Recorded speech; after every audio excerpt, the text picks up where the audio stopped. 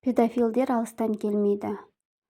Бала кезімізде біздің үйде кім тұрмады? Кімнің үйі жоқ, не болмаса қалаға қыдырып келгендердің барлығы біздің таптар үйде апталап, айлап, жылдап тұра беретін. Үй тар болғанмен көңіл кең екен ғой. Бірақ маған осы кеңдіктің кері әсері болды. Мен 6-7 жастамын деп ойлаймын. Бір туысқанымыз біздің үйде тұрды. Жасы сол кезде 28-30-дарда шығар. Ешқандай жаман ойы жоқ мамам барлығымызға бір бөлмеге тізіп төсек салып беретін. Менен басқа тағы бірнеше уақ балалары бар. Бір күні түнде шошып ояндым. Әлгі ағам үстімнен төніп тұр екен. Маған қарап тұрғанын білдім. Ол тыс деді де кетіп қалды. Бірнеше уақыт өткеннен кейін біреу көрпемді ашып, іш киімімді ашқанын сездім. Қорыққаннан дыбыс шығара алмай қалдым. Ары қарай ештеңе естімей кетіп қалды. Таңертең тұрғанымда мамама түнде болған жағдайды айтып бердім. Анық не істемекші болғанын білмесем де, әйтеуір бір жаман нәрсе екенін түсіндім. Мамам тура сол күні ана еркектің көзін құртты. Одан кейін біздің үйде ешкім тұрмайтын болды. Папам не жағдай болғанын білген жоқ, бірақ мамам ешқандай тумаласты жолатпайтын болды. Қазір өзімнің қыздарым бар. Бөтен еркекті үйге қондырмаймын. Тумаластар қонса да қасыма алып жатамын. Педофилдер алыстан келмейді. Көбіне олар тумаластардың арасынан шығады. Жамандыққа қимасаң да сол. Кейін манағы еркек жаман әдетін басқа қызға көрсетіп, арты айқай болғанын естідім. Қазір ешкімге қажет емес шал. Ауру ғой. Менің анам мені осылай қорғап қалды. Ал апам өзінің қызын қорғай алмады. Не болғанын да білмей кетті.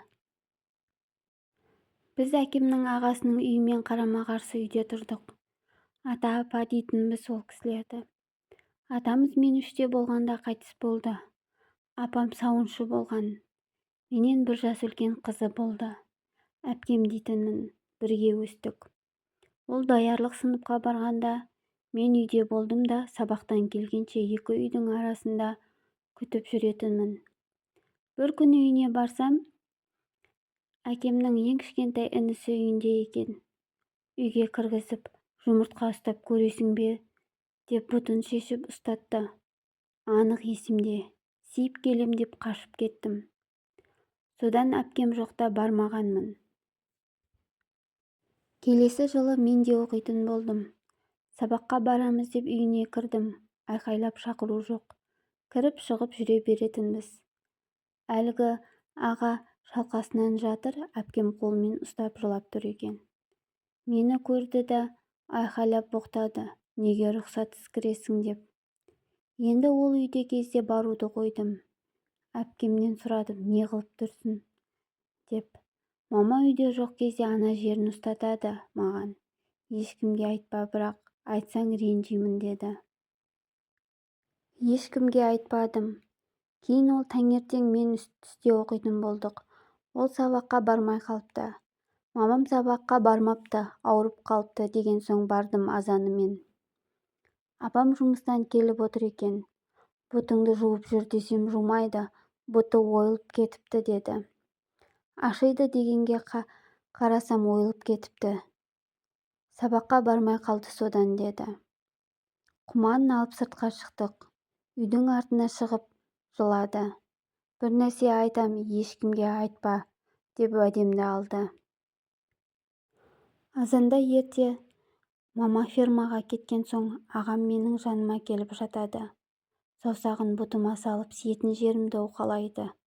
Өзінікін маған ұстатып қояды. Содан астым ашиды. Мамама ашиды деп едім, жумағансың деп өзіме ұрсып кетті. Айтайын десем қорқам.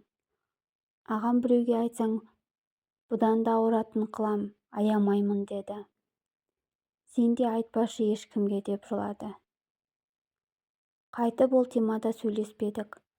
Әпкем 79 жылғы еді, әлгі ағасымақ 65 жылғы. Кейін үйленді да жылға жетпей ажырасып кетті. Мен 9 оқып жүргенімде көрші қыздармен 8-ші мартқа отырыс жасадық. Үлкен кішіміз аралас. Ол 10 оқитын. Отырыс көңілді болды. Тек қыздар өлең айтып, би билеп, түн ортасында тарқадық мәз болып. 9 мартта көрмедім. 10 мартта ауырып жатыр, тұра алмай қалыпты деп келді анам. Барсам жатыр, сөйлей алмайды, тек құсады. Апам тілі ойылып, тамағы ісіп кетіпті деді. Түнімен отырдық басында. Көзін ашпады. Ауылдың фельдшері келіп көріп кеткені есімде. Не деді нақты білмеймін. 11 мартта қайтыс болды. Отырыстан шыққанда әлгі аға аулада тұрған. Нақты көрдім, амандасып кеткем. Қайтыс болған күні келді, қашан кеткенін білмеймін. Әпкем отравлениyaдан қайтыс бопты. Бізден не ішіп едіңдер отырыста деп сұрады. Бірақ біз арақ, вино ештеме ішпеп едік. Қазір ойласам, әлгі аға оған тиісіп, содан әпкем өзіне қол жұмсады ма деп ойлаймын. Құрметті тыңдарман, ұлыңызды да қызыңызды да барлығынан қорғаңыздар. Бұл оқиғалар аянышты тағдырлардың өте көп екенін аңғартады.